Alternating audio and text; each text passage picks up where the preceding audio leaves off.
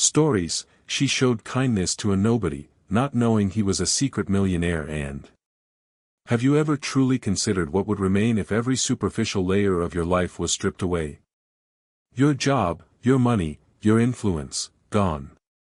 Who then, in that stark, unvarnished reality, would genuinely see you, not for what you possess, but for who you fundamentally are?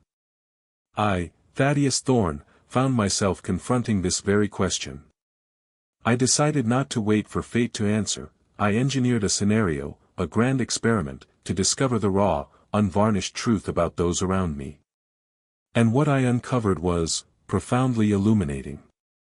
It was a journey into the very heart of human nature, a test of character that exposed the ugly underbelly of ambition, yet also revealed a flicker of pure, unadulterated kindness in the most unexpected place. I became a nobody, a forgotten old man, to see who would bother to see me. And the truth, as it always does, was shocking. Why would a man with millions, a man who built an empire, pretend to be a penniless, frail old soul seeking a menial job? To understand that, you must first understand the hollowness that can accumulate at the pinnacle of success. My name is Thaddeus Thorne. I am, or rather, I was known as the reclusive 70-year-old billionaire, the visionary founder of Viridian Dynamics, a global luxury tech conglomerate whose innovations touched every corner of the elite world. I had built Viridian from a single, audacious idea conceived in a cramped, oil-stained garage, fueled by sleepless nights and the sheer force of my will, transforming it into a titan of industry, a name synonymous with power, innovation, and immense wealth. My life was an endless parade of private jets, opulent residences, and the constant hum of deference from those around me. Every word I uttered was meticulously recorded, every gesture analyzed, every preference catered to with an almost sickening eagerness. But wealth, I discovered, is a powerful magnet for superficiality, a distorting lens that blurs the lines between genuine affection and calculated sycophancy. It was a gilded cage, magnificent in its appearance, but ultimately isolating. My recent health scare, a sudden, brutal reminder of my own mortality, stripped away the gilded veneer of my existence with a surgeon's precision. I had been battling a particularly aggressive strain of pneumonia, and for several days, my very breath was a struggle. Lying in that sterile hospital bed, tubes snaking from my body, the hushed whispers of top-tier medical professionals barely penetrating the fog of my illness, I saw it all with chilling clarity. My inner circle, those who had sworn unwavering loyalty for decades, performed their roles with a practiced ease. The strained smiles, the fleeting glances at their watches when they thought I wasn't looking, the questions about succession plans subtly disguised as inquiries about my recovery, it was all a performance, staged for my fortune, not for me, Thaddeus Thorne. My closest advisors, men like Reginald Hayes, my longtime financial strategist, whose eyes seemed to gleam with a new, predatory light, my hand-picked executives, women like Eleanor Vance, Seraphina's mother, who was once a confidant but now seemed only to gauge my weakness, even distant relatives who suddenly remembered my existence and materialized at my bedside, clutching wilting flowers and offering platitudes. They all circled like vultures, waiting for the inevitable. The loyalty I had believed in, the friendships I had nurtured with lavish gifts and lucrative opportunities, crumbled under the weight of my perceived vulnerability. I realized I was surrounded by a meticulously crafted illusion, a tapestry woven from self-interest and ambition. They saw me as a resource, a stepping stone, an obstacle to be removed, but never truly as a human being worthy of unadulterated concern. The warmth of human connection, once a distant ideal, now felt like an alien concept. This profound disillusionment festered within me, a slow-burning fire of bitterness. I needed to see beyond the masks. I needed to know if genuine human character still existed in a world seemingly consumed by greed and self-advancement. I needed to become invisible to truly be seen. The idea came to me one sleepless night, a spark of audacious defiance against the cynical tide that threatened to engulf me. And so, I devised a plan, an elaborate social experiment that only a man of my resources, and perhaps my eccentricities, could conceive. I would disappear, not physically, but socially. I would disguise myself as Arthur Jenkins, a frail, unassuming elderly man, recently widowed, looking for a simple, low-wage job. I chose one of my own subsidiary companies, a mid-tier logistics firm called Nexus Distribution, a place where I was virtually unknown, a mere cog in the vast Viridian machine. I had acquired it years ago as part of a larger portfolio, and rarely visited. This anonymity was crucial. My preparation for the role was as meticulous as any corporate takeover I'd ever orchestrated. I studied the mannerisms of the elderly, the slight stoop, the slower gait, the careful, measured movements. I sourced ill-fitting, slightly worn clothes from second-hand shops, a stark contrast to my usual bespoke attire. I acquired thick, outdated spectacles that subtly altered the shape of my face, and even practiced a slight tremor in my hands. My voice, naturally deep and authoritative, I modulated to a softer, slightly raspy murmur. I grew a wispy, unkempt beard, and allowed my silver hair to grow longer, giving it a disheveled look. I even constructed a believable backstory for Arthur Jenkins, a retired librarian, a quiet life in a small town, a beloved wife recently lost. This wasn't about testing loyalty, it was about testing humanity itself. The question wasn't if they would betray me, but if they would even see me as anything more than a shadow. So, how did my meticulously selected executives, the very people poised to inherit my empire, treat the poor old Arthur Jenkins? The contrast, I assure you, was stark, and at times, truly disheartening. My days were a parade of calculated slights, overt dismissals, and a chilling indifference that permeated the corporate air. I had managed to secure a position as a document archival assistant in the dusty, forgotten basement of Nexus Distribution. It was a role that, by its very nature, placed me at the absolute bottom of the corporate hierarchy, a perfect vantage point for observing the true dynamics of power and respect within my own company. The basement was a labyrinth of forgotten files, flickering fluorescent lights, and the persistent smell of mildew. My assigned cubicle was nestled amongst towering shelves of boxes, a veritable tomb of corporate history. The work was mind-numbingly repetitive, sorting, labeling, cataloging. It was a deliberate choice.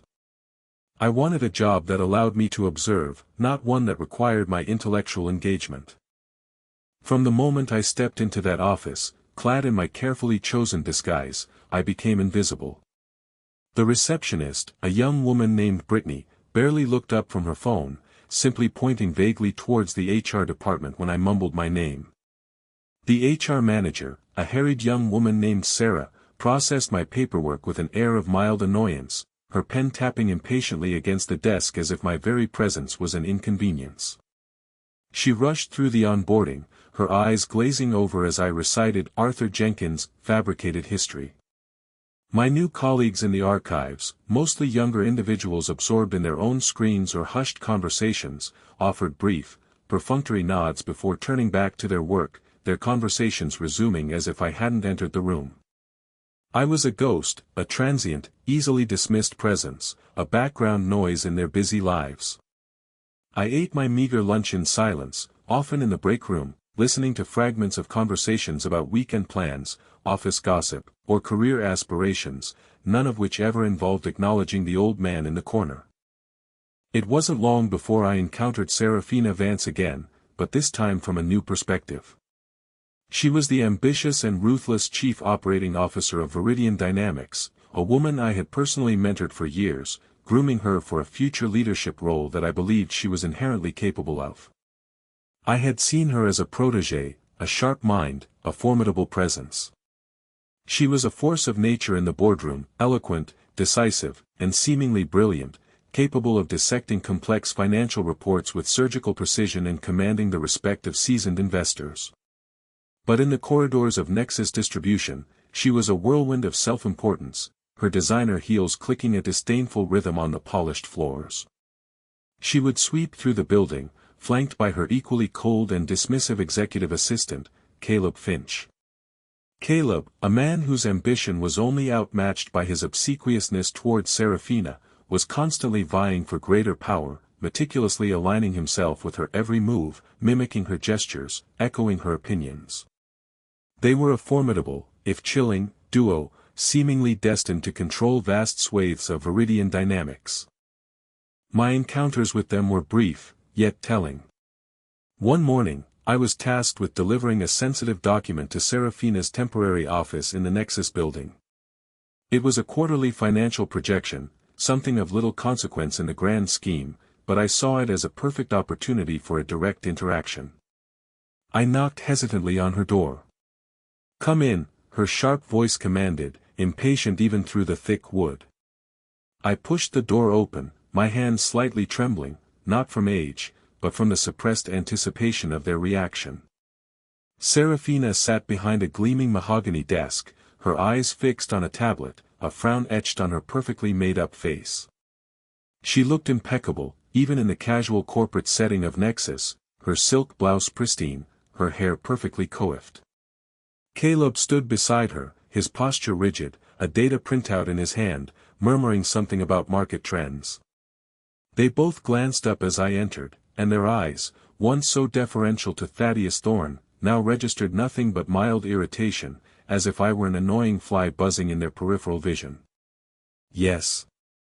Serafina snapped, her tone impatient, her gaze already drifting back to her tablet, dismissing me before I had even spoken.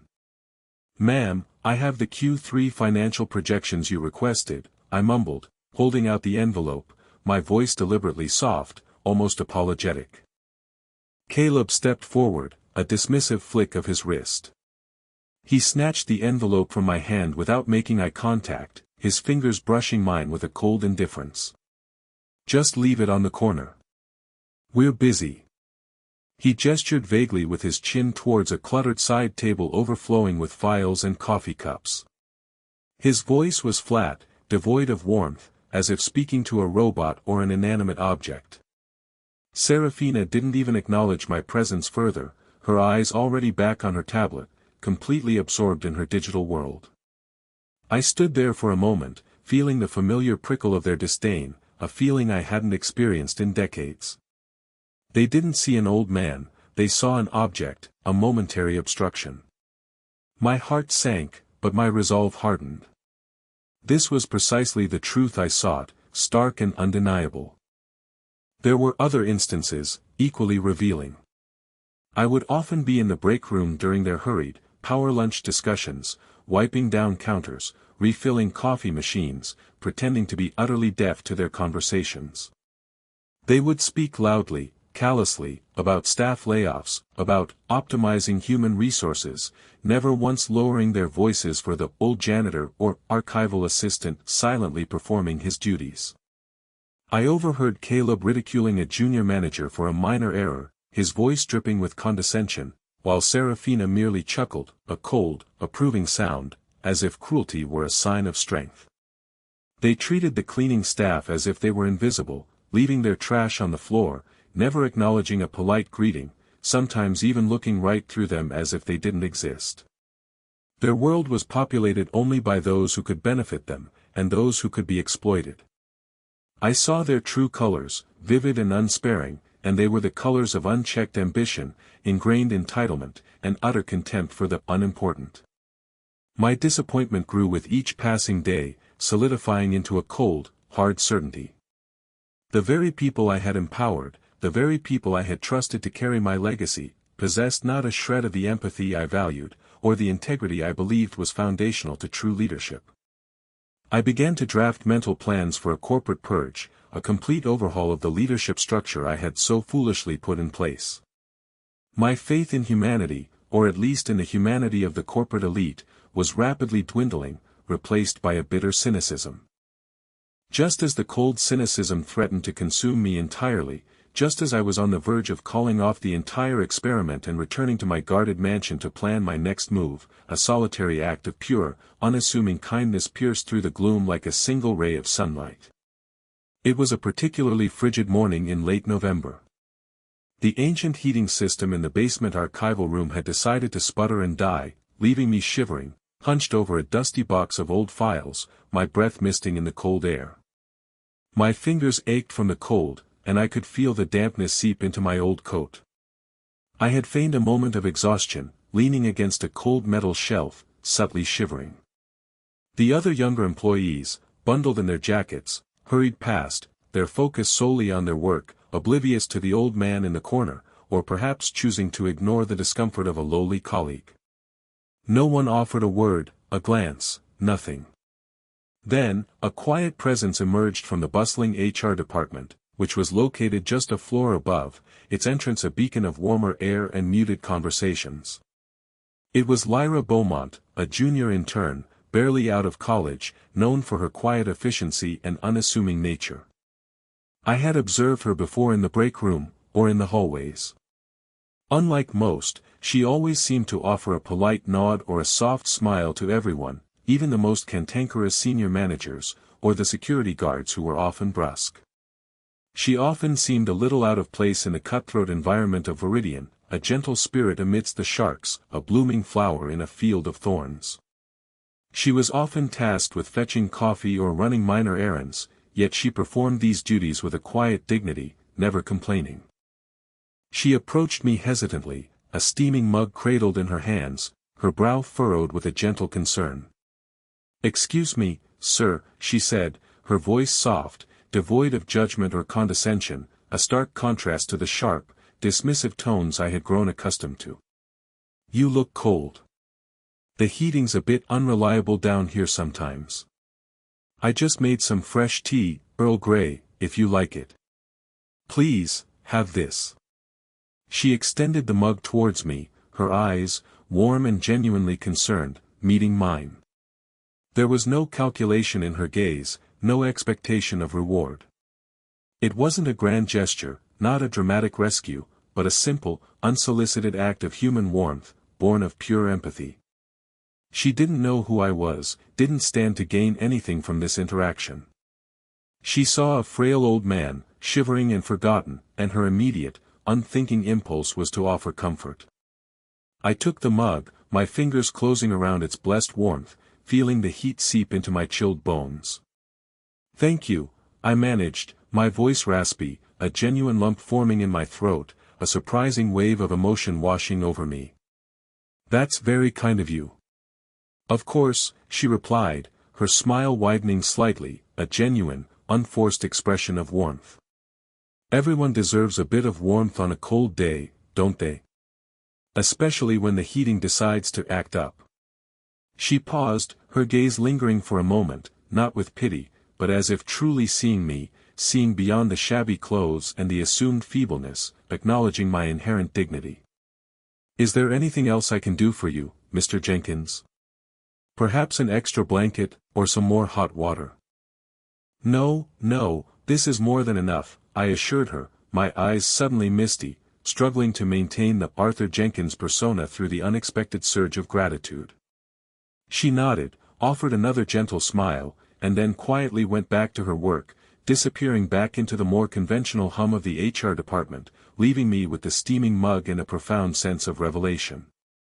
In that sterile, ambition-driven environment, Lyra's small act felt like a beacon, a single, flickering flame in a vast, encroaching darkness. It was the only genuine interaction I had experienced in weeks, the only moment someone had seen beyond my disguise to my inherent dignity as a human being. And in that moment, my entire plan for a corporate purge shifted. The bitter cynicism that had threatened to consume me began to recede, replaced by a nascent hope. I knew exactly what I had to do. The game, I realized, was over, but the true work was just beginning. But every game has an end, right? The final act, the grand reveal, is where all the pieces fall into place, where the truth shatters the carefully constructed illusions. The day of the annual Viridian Dynamics shareholders meeting arrived, a day Serafina Vance had meticulously prepared for, a day she believed would solidify her ascent to the very pinnacle of Viridian Dynamics. She had worked tirelessly for weeks, orchestrating her presentation, a dazzling display of projected growth and innovative strategies, designed to impress the board and, more importantly, me, though she believed I was still safely ensconced in my guarded mansion, recovering from my mysterious illness. Caleb, ever her faithful shadow, was poised to reap the rewards of her anticipated triumph, a promotion, perhaps even a seat on the board of directors. They had no idea that the frail old man they had dismissed as a nuisance, the Arthur Jenkins they had openly scorned, would be the one to orchestrate their grand finale. Earlier that morning, Arthur Jenkins had simply vanished from his post in the archives.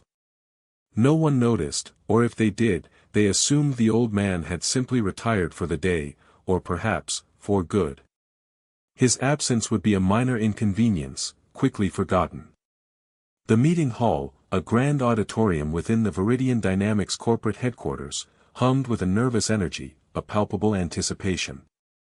The air was thick with the scent of expensive cologne and ambition. Board members, prominent shareholders, and key executives were all assembled, their faces a mixture of expectation and polite boredom. Serafina stood at the podium, exuding confidence, her voice crisp and authoritative as she delivered her presentation, her every gesture practiced, every word precise. Caleb watched from the front row, a smug smirk of anticipation playing on his lips, occasionally nodding along vigorously, as if to emphasize every point she made.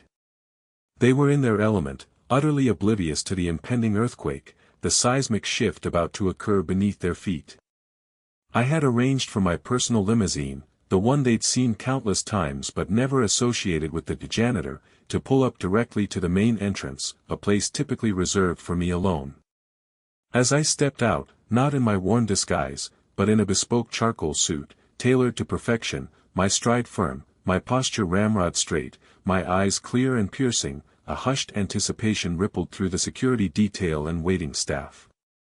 My silver hair was neatly trimmed, my beard shaved, revealing the familiar, formidable jawline beneath. The transformation was complete. My security chief, a man whose loyalty had been tested and proven over decades, a true pillar of integrity, met me and led me directly to a private entrance at the rear of the auditorium, a route only I ever used. As Serafina concluded her presentation to polite applause, and Caleb began to make his way to the podium to introduce the next segment, the heavy oak doors at the back of the hall swung open with a soft, deliberate thud. Every head turned. A collective gasp, then a wave of stunned silence, rippled through the room. Serafina's eyes, wide with shock, fixed on me. Her perfectly poised smile faltered, then vanished completely. Caleb, mid-stride, froze, his face draining of all color, his jaw dropping open in utter disbelief, a strangled sound escaping his throat. Their confident smiles vanished, replaced by expressions of utter terror and dawning comprehension. They saw not Thaddeus Thorne, the distant, ailing billionaire, but Arthur Jenkins, the old man they had spurned, now standing before them, transformed, commanding, utterly in control, radiating an undeniable power. The silence in the room was deafening, broken only by the rapid beat of my own heart, a drum of triumphant justice. The game, as I had promised myself, had finally reached its crescendo. The meeting hall, typically a bastion of hushed decorum and carefully managed power plays, erupted into a cacophony of gasps and murmurs. The board members, initially confused, then electrified, began whispering amongst themselves, a wave of realization washing over them as they recognized me, the true Thaddeus Thorne, in my full, unadulterated presence. Serafina and Caleb stood frozen at the front, their faces a ghastly shade of white, their eyes wide with a mixture of terror and dawning comprehension. The sophisticated executive masks they wore had shattered, revealing the raw, panicked fear beneath, the naked vulnerability of those who had misjudged their master. My first order of business was direct, unequivocal. I walked slowly to the podium, taking Serafina's place, her hands still clenching the edges as if holding on to a lifeline that was rapidly fraying.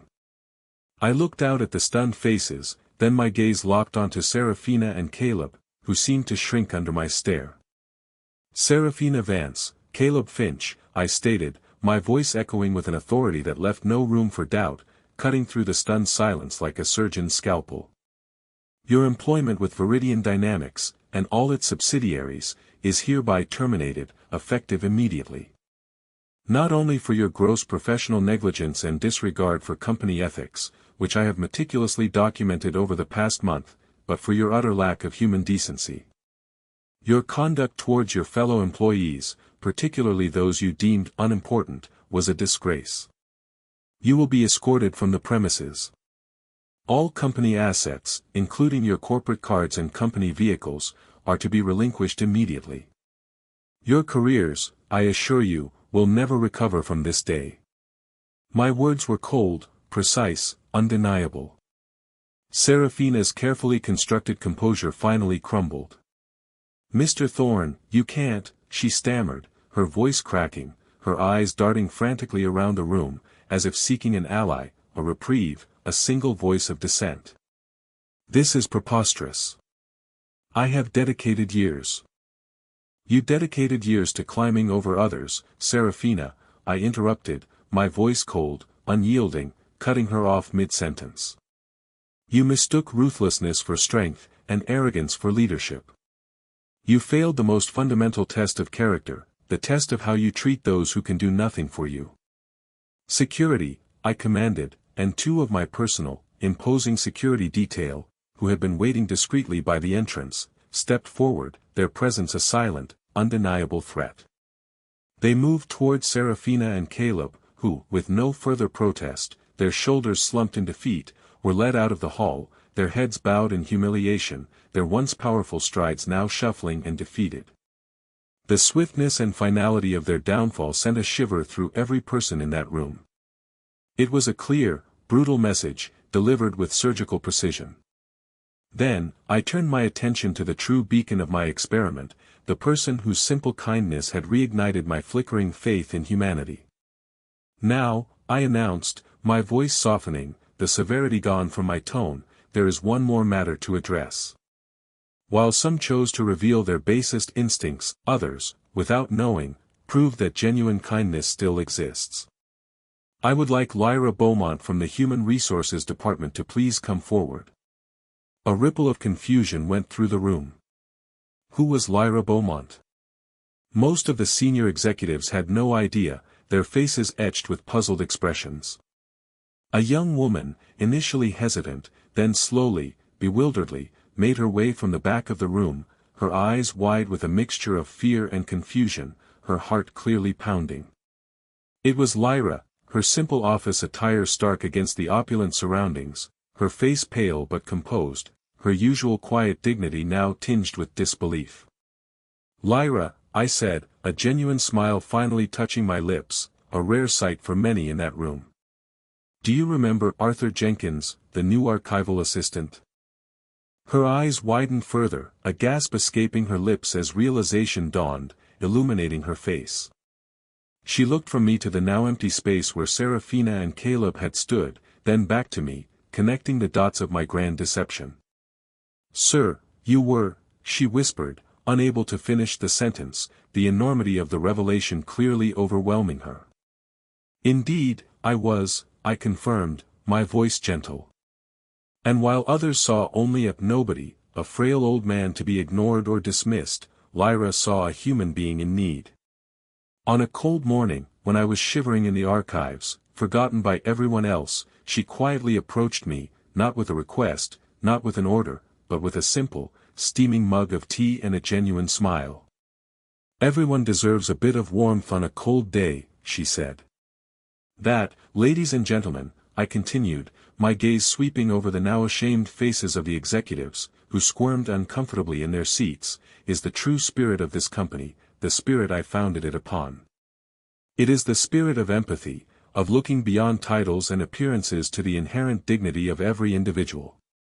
It is the very essence of what it means to be truly human." Lyra stood there, tears welling in her eyes, utterly overwhelmed by the sudden spotlight, the unexpected praise. "Lyra," I continued, "your kindness, your true character, has not gone unnoticed. Effective immediately, I am appointing you as the Director of Corporate Ethics and Employee Well-Being, a newly created division with a direct line to my office, and significant autonomy to reshape our company culture. Furthermore, to provide you with the resources to truly make a difference, and as a token of my profound gratitude, I am establishing a trust fund in your name, beginning with a sum of $20 million, to ensure you can pursue your vision without financial constraints, and live a life free from the very pressures that corrupt so many. The room erupted in gasps, a mixture of shock and awe. $20 million for a junior intern. It was unprecedented. Lyra stood motionless for a moment, then slowly, reverently, she nodded, tears streaming down her face, her disbelief palpable.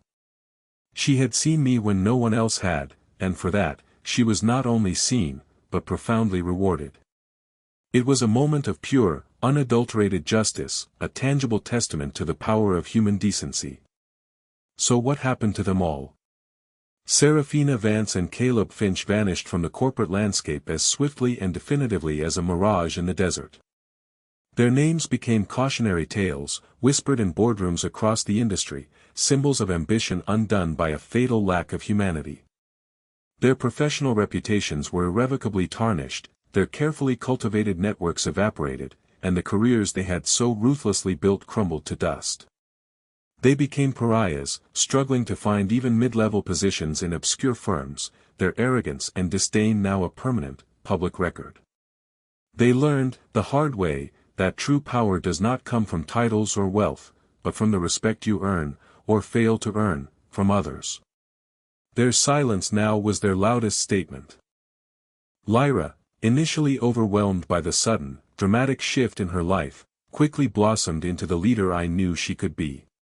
Her inherent empathy, combined with her quiet determination and newfound resources, guided her decisions in her new role. The division of corporate ethics and employee well-being became a beacon within Viridian Dynamics, transforming the company culture from within. She implemented programs that prioritized employee mental health, fostered genuine collaboration, and ensured that every voice, no matter how small, was heard and valued. She established mentorship programs for junior staff, a robust feedback system for all employees, and even a kindness initiative that recognized and rewarded acts of everyday compassion within the company. Her influence created a ripple effect of positive change, inspiring a renewed sense of community and respect throughout the vast organization. My company, once teetering on the precipice of a soulless efficiency, began to rediscover its heart, proving that profitability and humanity are not mutually exclusive but, in fact, mutually reinforcing. As for me, Thaddeus Thorne, I finally found a measure of peace. The experiment, born from deep disillusionment, culminated in a profound affirmation of human potential. I no longer feel the gnawing emptiness that once plagued me at the pinnacle of my success. I still oversee Viridian Dynamics, but with a renewed purpose, guided by the principles Lyra so effortlessly embodies. This experiment taught me a profound truth: wealth, power, status, they are fleeting illusions, transient attributes that can distort perception and corrupt character. True character, however, is an unshakable foundation, an inherent quality revealed not in how we treat those who can elevate us, who can grant us favors, or who possess influence, but in how we treat those who can do absolutely nothing for us, those we perceive as below us. It is in those quiet, unobserved moments of genuine kindness, those unsolicited gestures of warmth and respect, that humanity's true worth shines brightest. It is in seeing the human in the nobody that we truly see ourselves. I learned my lesson about human nature. Our channel is full of stories like this, narratives of deception, revelation, and the profound impact of human kindness. If you found this story compelling, if it resonated with you, please consider subscribing to our channel and turning on notifications so you don't miss our next powerful true story. And tell me, have you ever been surprised by someone's true colors, whether for better or for worse? Have you ever witnessed a small act of kindness that changed your perspective? Tell me your story in the comments below.